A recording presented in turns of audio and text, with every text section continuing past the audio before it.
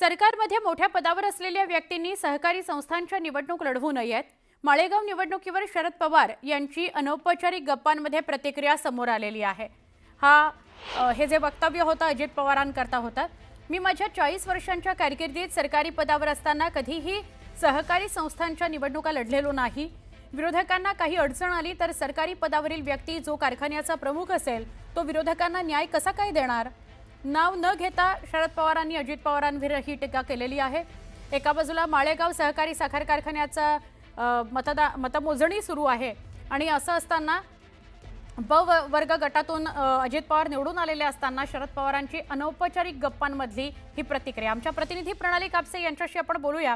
प्रणाली, काय सांगाल? एका बाजूला अजित पवार निवडून आलेत माळेगाव सहकारी साखर कारखान्याच्या वर्गामधून आणि दुसरीकडे शरद पवार अनौपचारिक गप्पात असं म्हणतात.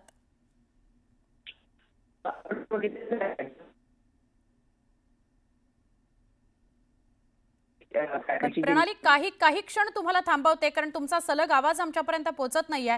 एकदा परत बातमी सांगूया.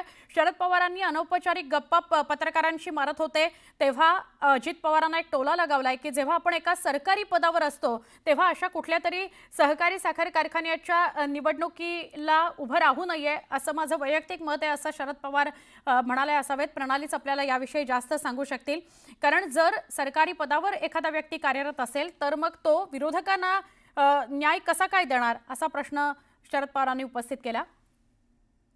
प्रणाली आपल्याबरोबर जोडल्या गेलेल्या आहेत. प्रणाली, काय अधिक सांगा?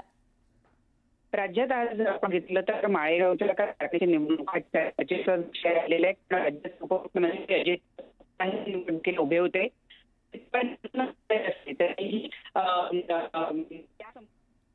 प्रणाली, क्षमा करा, आता आपला आवाज सलग येत नाही आमच्यापर्यंत. आपल्याला माहिती देत होत्या प्रणाली कापसे.